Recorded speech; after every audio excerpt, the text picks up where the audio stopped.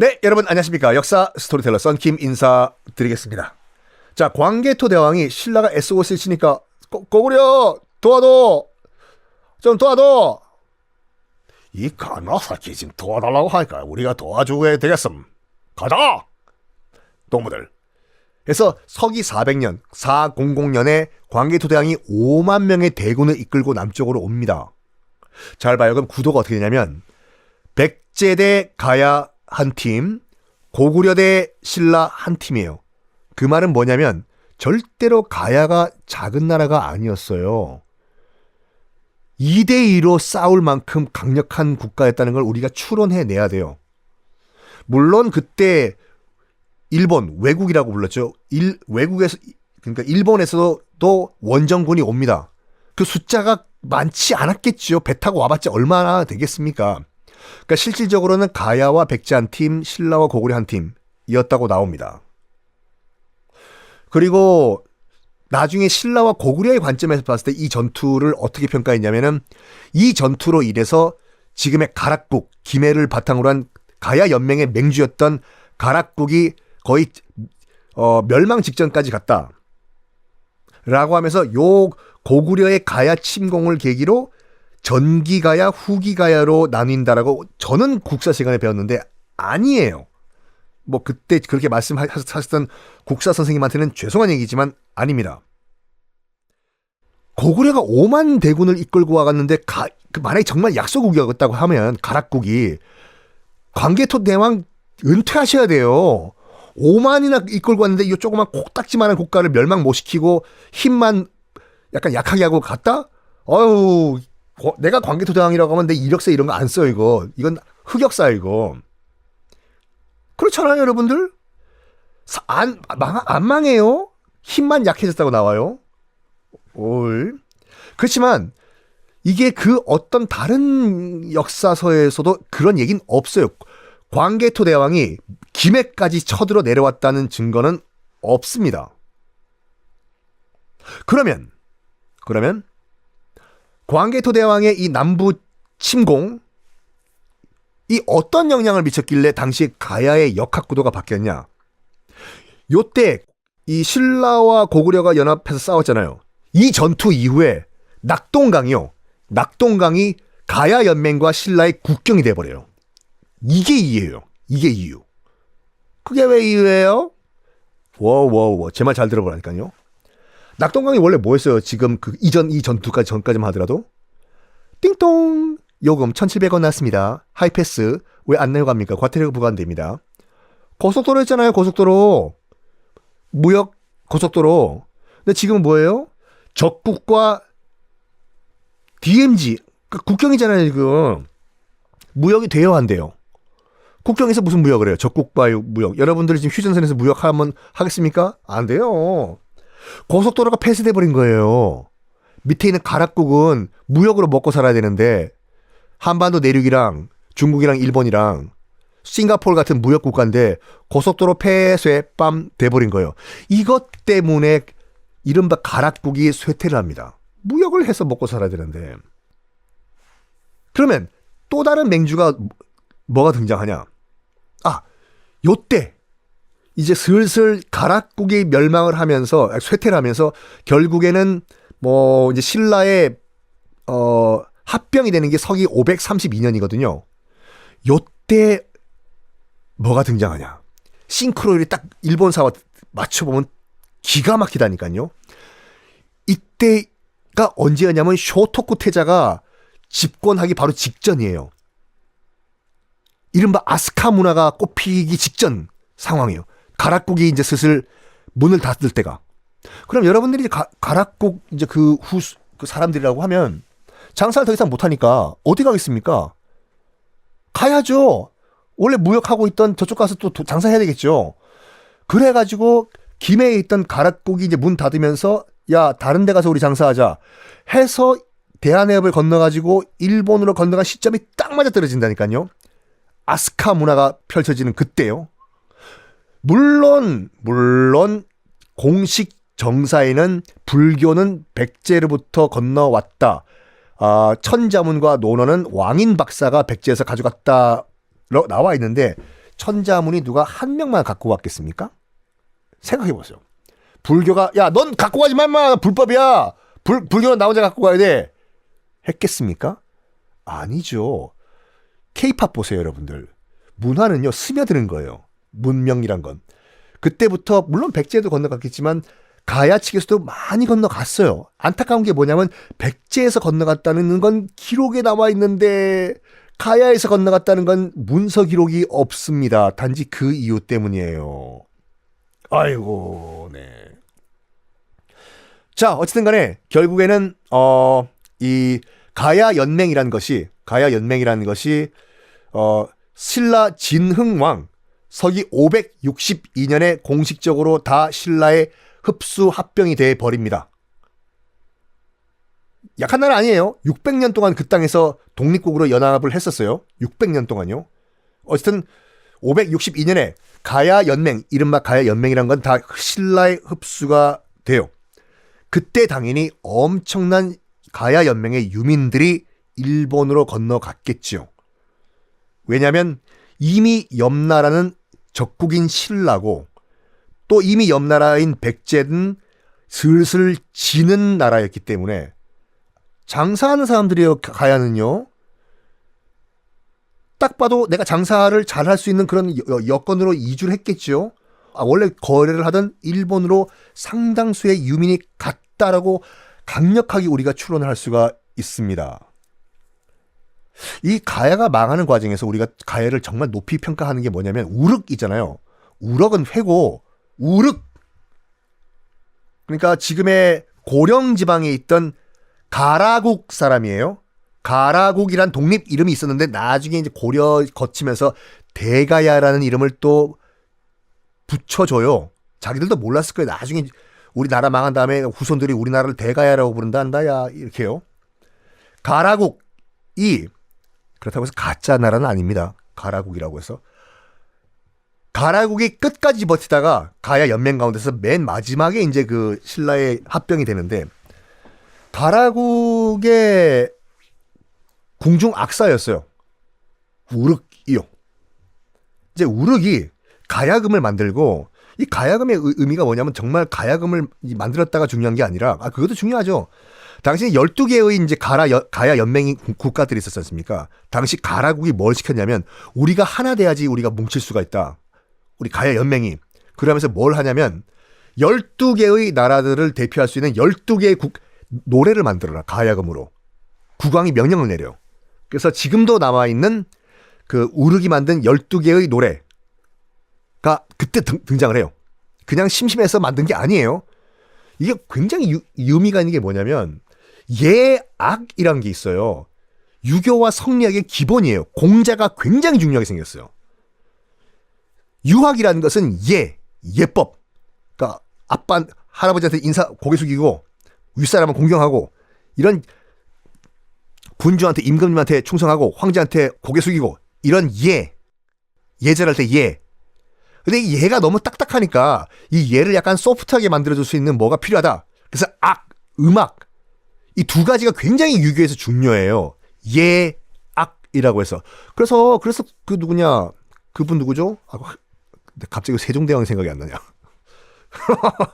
세종대왕께서도 박연이라는 음악가를 데려와가지고 우리 예악을 정비한 이유가 그거예요. 이때 벌써 가야 연맹은 성리학이 들어갔다는 증거예요, 이게요. 예악, 노래로서 12개 연맹체를 하나로 만들자예요. 또 다른 증거가 뭔지 알아요? 그래서 나중에 이제 그 우륵이 이제 그 신라 진흥왕 밑으로 들어가긴 들어가요. 그래서 신라의 그 예악을 전파를 해줍니다. 그리고 강수라는 또 이 가야인이 있었어요. 강수는 유학의 전문가였어요. 나중에 신라로 건너가는데, 이것도 처음에 제가 이 사료를 발견했을 때 소름 돋았다니까요. 당시 당나라와 신라가 교류를 했을 때 당나라 측에서는요, 공문서를 이제 신라에 보낼 때 여러 가지 유교 경전 말씀을 인용을 했어요. 공자왈 이렇더라, 맹자왈 이렇더라. 근데 신라에서 받아보고 이해를 못한 거예요. 공자가 누구냐? 공자냐? 맹자는 맹자냐? 이때 유학을 이미 마스터한 강수라는 가야인이 가서 그걸 다 해석을 해준 거예요. 공자왈 이런 말씀이고 맹자왈 이런 말씀이다. 그래서 이 강수가 중간에서 번역 아닌 번역을 해줘가지고 신라와 당나라가 연합을 합니다. 이른바 나당연맹이 동맹이 그때 형성이 되거든요. 강수가 없었으면 안 됐어요. 그래서 이렇게 보시면 돼요. 가야는 멸망한 게 아니에요.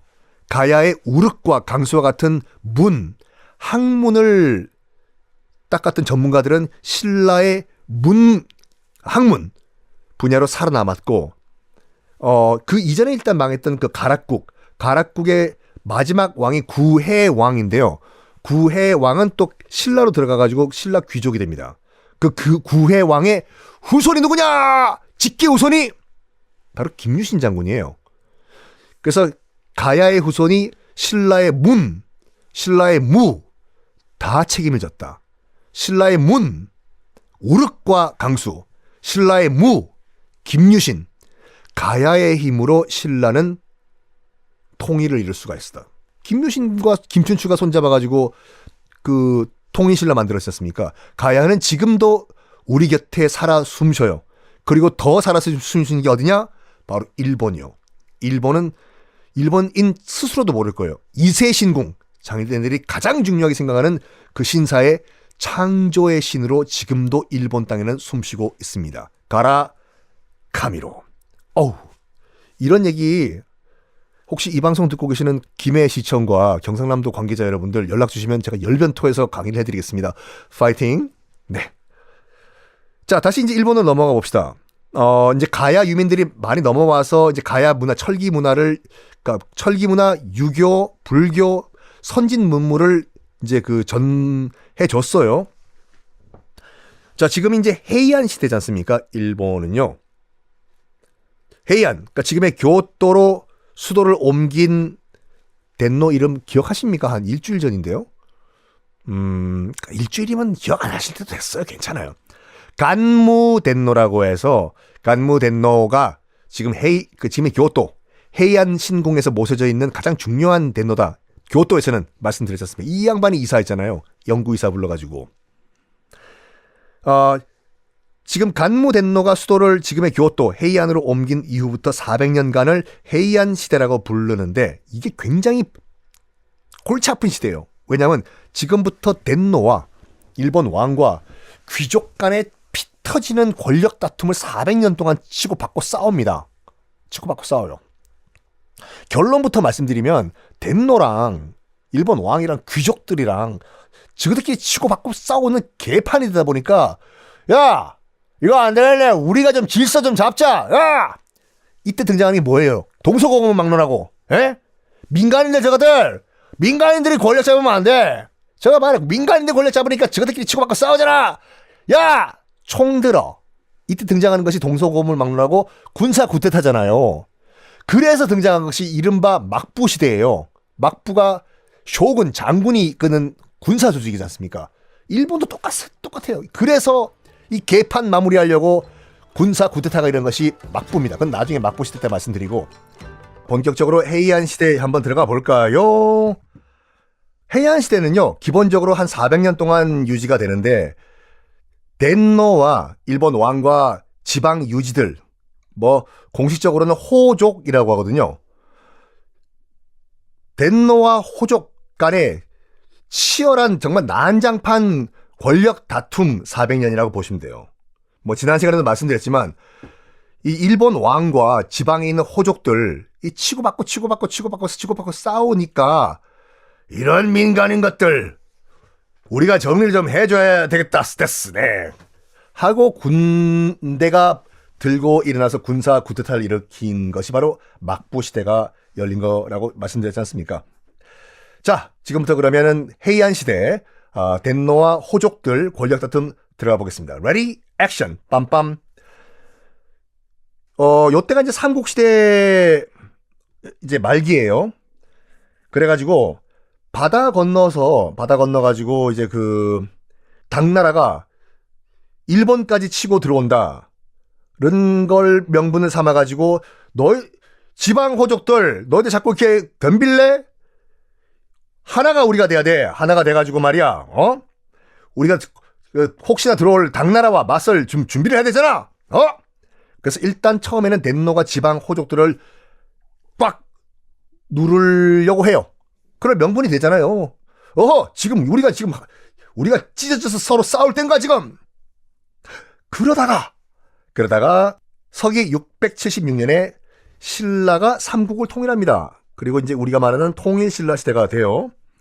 그리고 당나라는요, 안녹산의 난이라고 일어나요. 안녹산? 그게 뭡니까? 중국사 할 때 제가 말씀드리겠습니다.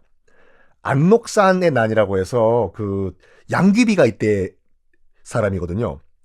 755년의 일인데 안녹산의 난. 안녹산이란 사람이 난을 일으켰어요. 당장은 안 망하지만 이 안녹산이란 인물이 반란을 일으켜서 실질적으로 당나라가 이때 망해요.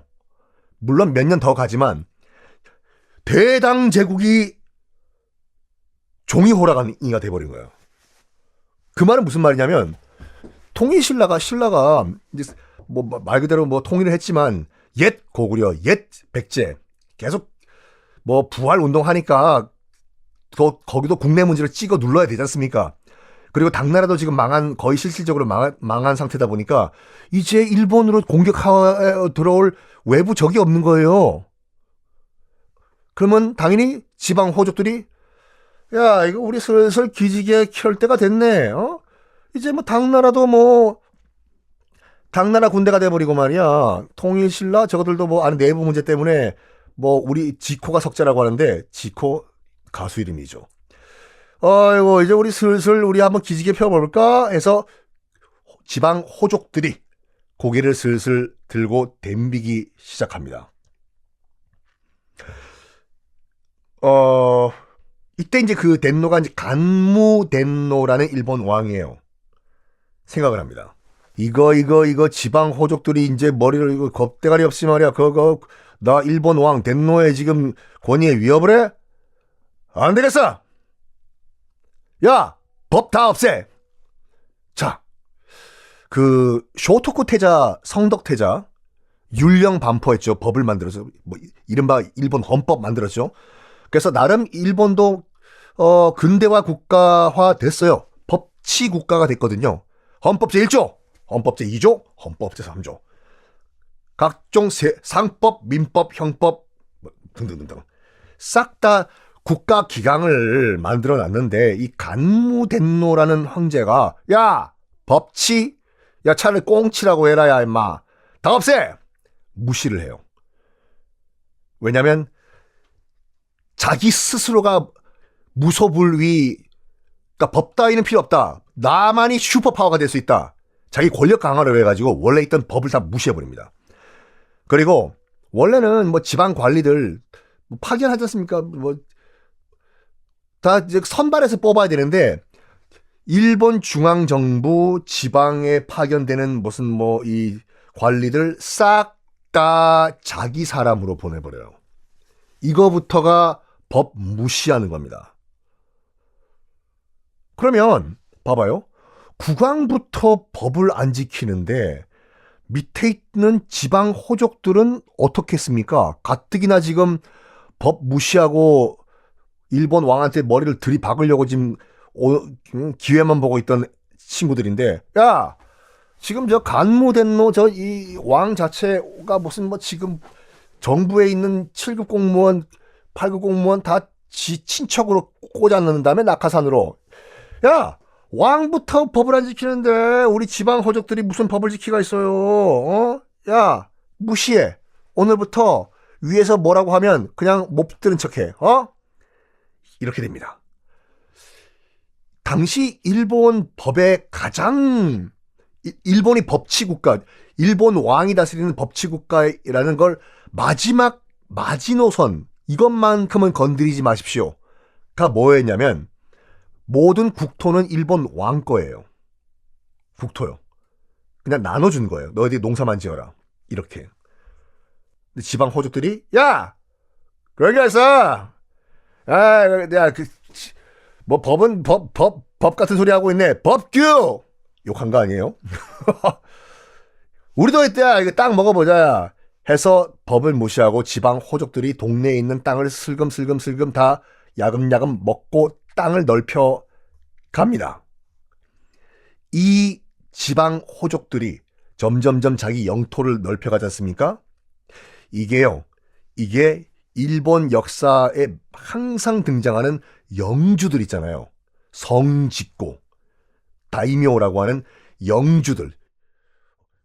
고래와 와다시가 이 성의 주인 됐음. 영주가 이때부터 등장하기 시작합니다. 여기는 내 땅 됐어. 내 땅에는 내가 성 만든다 됐어. 자, 이 호족들의 땅 따먹기 어떻게 전개될까요? 다음 시간에 공개하겠습니다.